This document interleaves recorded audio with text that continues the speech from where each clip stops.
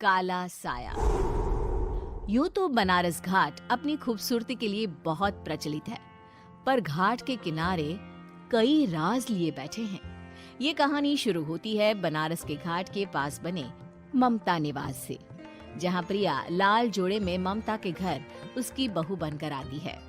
आओ आओ बहू, घर को अपने पैरों से पवित्र करो। ममता घर की दहलीज पार कर ही रही होती है कि अचानक एक बहुत गंदी सी बास पूरे घर में फैल जाती है।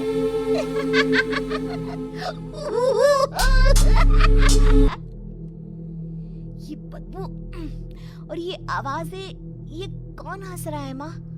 अब ये पड़ोसी ना हमारे थोड़े अलग से है।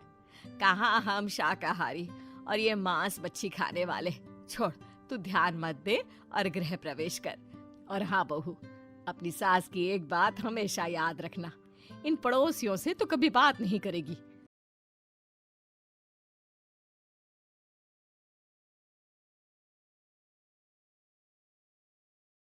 अच्छे लोग नहीं है ये। अपनी सास की ये बात मानेगी ना बेटा? हाँ माँ, जो आपकी मर्जी, मैं उनसे बात नहीं करूंगी। अगले दिन प्रिया अपनी पहली रसोई बनाने रसोई घर में जाती है।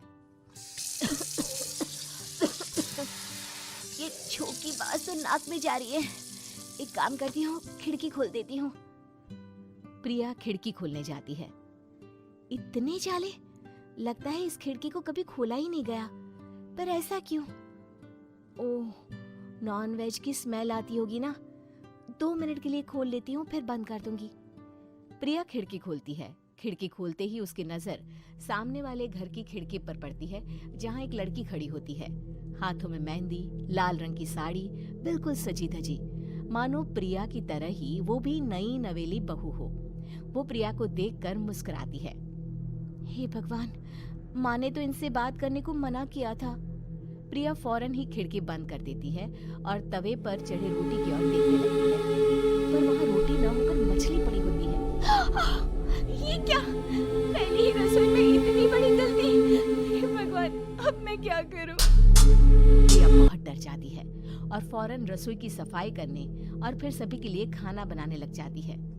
जब वो सबको खाना परोसती है, सब तो ठीक है, मैं बेकार में चिंता कर रही थी।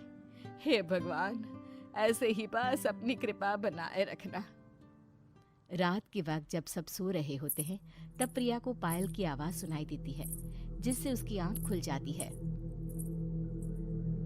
ये पायल की आवाज कहाँ से आ रही है? प्रिया उठकर उस आवाज के पीछे छत की सीढ़ियों तक जाती है। तभी उसे बच्चे के रोने की आवाज आती है। प्रिया छत पर जाती है तो क्या देखती है? वही लाल साड़ी वाली लड़की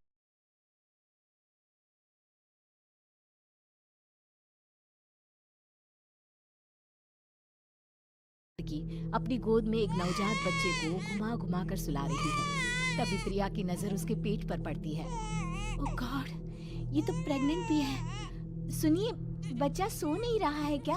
मैं कुछ मदद करूं? नहीं नहीं, आपके घर वालों को अच्छा नहीं लगेगा, मैं संभाल लूंगी। स्नेहा की गोद से बच्चा हाथ मारकर प्रिया की गोद में आने को छटपटाने लगता है। दोनों घर अगल बगल में बने होने के कारण प्रिया उस बच्चे को गोद में ले लेती है। प्रिया के पास आते ही वो सो जाता है। बच्चे का वो स्पर्श रात भर प्रिया भूल नहीं पाती और अगली सुबह वो छत पर कपड़े सुखा रही होती है। तभी उसे एक औरत इशारा करके बुलाती है। स्नेहा कह रही थी बाबू तुम्हारी गोद में आते ही सो गया। मैं गौरी, स्नेहा की माँ हूँ। बहू, घर आना, बाबू को खिला भी लेना। शाम को जब घर पर कोई नहीं रहता, बच्चे से मिलने के लिए प्रिया छिपकर अपनी पड़ोसन के घर चली जाती है और कुछ देर बच्चे को खिलाकर वापस लौट आती है। इसके कुछ दिन बाद ही प्रिया को पता चलता है कि वो माँ बनने वाली है। ममता की खुशी का ठिकाना नहीं रहता।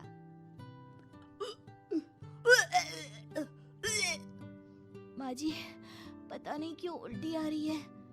प्रिया भागती हुई वॉशरूम में जाती है तो काली और लाल रंग की उल्टी करती है। उस उल्टी में से कीड़े निकलते हैं। ये क्या? खून और ये कीड़े! माँ! माँ! प्रिया की आवाज सुनकर ममता दौड़ कर आती है, पर बेसिन में कुछ नहीं होता। प्रिया हक्की बक्की रह जाती है। ये सब क्या हो रहा है? प्रिया घबरा जाती है और अपने कमरे में जाकर सो जाती है। डर के कारण वो इतनी थक जाती है कि उसकी आंख लग जाती है। तब उसे ऐसा लगता है उसके पेट पर मानो कोई बैठा हुआ हो। कौन हो? प्रिया के पेट पर एक 5 महीने की बच्ची बैठी हुई थी जो बुरी तरह जली हुई थी। माँ, तुम ही मुझे लाई ना अपने पेट में? मैं तुम्हारी माँ नहीं हूँ। कौन हो तुम? माँ, देखो मैं जल गई बुरी तरह से। 6 महीने पेट में रहने को भी मुझे नहीं मिला। सहला दो ना माँ।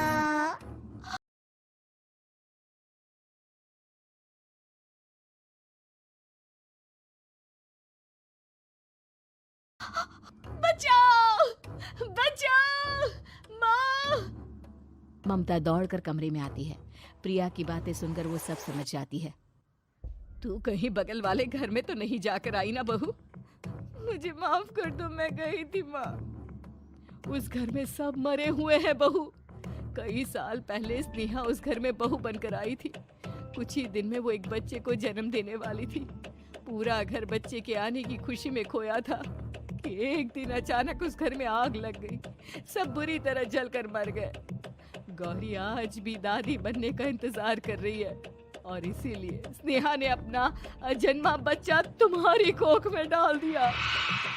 ममता ये कह रही होती है कि पीछे से उसके पैरों को एक बच्चा पकड़ लेता है। दादी, दादी। माँ, स्नेहा की गोद में यही बच्चा था। ये बच्चा कौन है फिर? तेरी मौत है। तेरी भी दादी। जिस चीज का ममता को डर था वही हो गया। ममता निवास के ऊपर मौत ने चादर बिछा दी थी। प्रिया का पेट ऐसे बढ़ जाता है मानो 9 महीने का हो। 2 हाथ उसके पेट से बाहर निकलते हैं। बहू, संतोष को फोन कर, किसी पंडित जी को बुला बहू। प्रिया का पति भागता हुआ घर आता है। ये तो होना ही था माँ। तेरा पाप तेरे सामने आ गया तो तू सह नहीं पा रही है। स्नेहा घर में आग लगी नहीं थी, माँ ने लगाई थी प्रॉपर्टी की लालच में।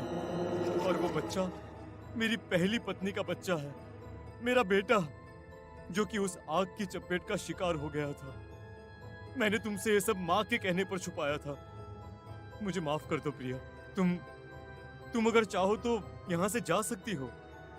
मैं तुम्हें किसी भी बंधन में रखना नहीं चाहता। मेरी शादी हुई है आपसे, मैं आपको छोड़ नहीं सकती, पर उससे पहले हमें स्नेहा, उसकी माँ और बच्चे की आत्मा की शांति करवानी होगी। संतोष और ममता गौरी के घर जाते हैं। अंदर सब कुछ जला हुआ होता है। जमीन पर जली हुई लाशें बिखरी हुई थी। ममता रो रो कर अपने करने की माफी गौरी से मांगती है। प्रिया स्नेहा के घर वालों का अंतिम संस्कार करवा देती है और ममता निवास फिर से आत्माओं के साए से मुक्त हो जाती है।